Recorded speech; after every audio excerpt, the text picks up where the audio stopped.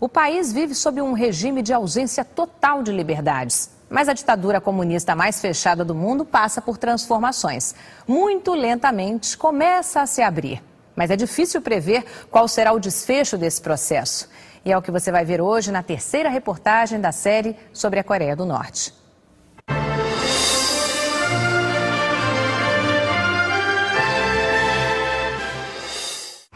À primeira vista, Pyongyang é uma cidade como outra qualquer, só que nos anos 50.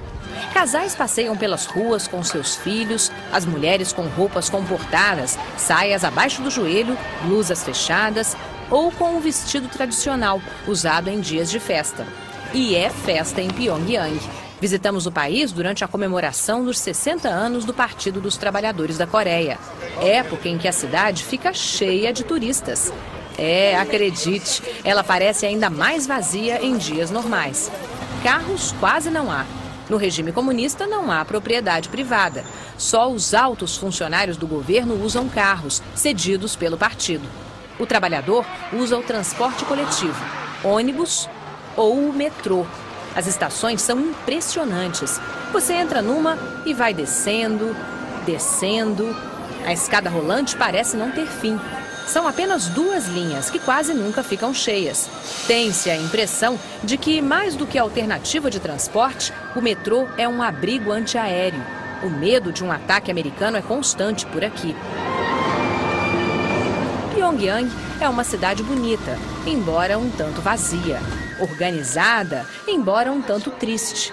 Pyongyang é o cartão de visitas de um comunismo que se imagina perfeito. Uma cidade cenário. Pyongyang ficou em ruínas depois da Guerra da Coreia e foi reconstruída a partir de 1953, segundo o modelo urbano soviético. Hoje a cidade é o mais bem acabado exemplo do stalinismo arquitetônico. Avenidas largas, conjuntos residenciais em blocos austeros, dezenas de monumentos que lembram a Revolução Socialista e praças monumentais. Aqui vivem 3 milhões de pessoas divididas em 25 bairros. E para que todos tenham onde morar, novos edifícios são erguidos o tempo todo pelo governo, que cede os apartamentos aos cidadãos. Os critérios são pouco claros. Quem ganha as melhores moradias? As famílias maiores? Ou aqueles cidadãos considerados heróis, grandes patriotas, os merecedores? E o que define um merecedor? O governo sempre sabe decidir, me dizem os guias. Rian Kong-ju é uma cidadã exemplar. Recebeu várias medalhas pelo trabalho no Museu da História da Revolução e não é difícil adivinhar por que a deixaram falar conosco. Rian Kong-ju é só elogios ao governo. Mas apenas por sua aparência se adivinha que viver na Coreia do Norte não é fácil. E é fora da capital, a cidade escolhida como símbolo de competência administrativa, que começa a vida real. A rotina dos camponeses é tirar do solo o máximo que puderem, com as mínimas condições que possuem e brigando contra a geologia. A terra exausta produz cada vez menos. Apesar de precisar tremendamente de comida para alimentar 20 milhões de habitantes, a Coreia do Norte não é um país de terras férteis. Apenas em 20% do seu território se pode plantar. O resto é feito de montanhas rochosas. Agora é época de colheita de arroz, atividade que os camponeses realizam com as próprias mãos. Não vimos nenhuma única máquina agrícola, nenhum trator, nenhuma colheitadeira ou caminhão para transporte de grãos. O exército ajuda no trabalho. Na Coreia do Norte, o serviço militar é obrigatório para homens e mulheres. As fazendas são coletivas. O governo recolhe a produção e distribui uma ração de 300 gramas por dia para cada cidadão, metade do mínimo recomendado pela Organização Mundial de Saúde.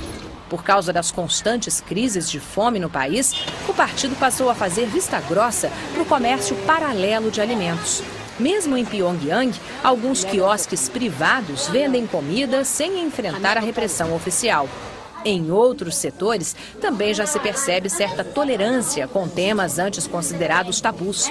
Em várias partes do país, já se pode pagar e receber usando moeda estrangeira.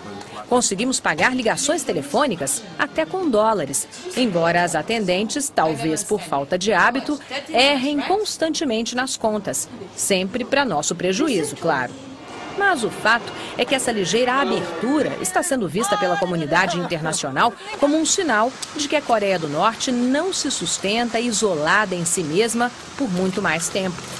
As cada vez mais constantes ameaças nucleares que o governo coreano manda ao mundo podem significar um momento limite, chantagear para conseguir ajuda. O problema é como fazer a transição. Permitir investimentos significa permitir informação. E o que move o povo coreano é justamente o conformismo da ignorância. Mas é óbvio que estão cansados. As privações, a fome, cobram seu preço.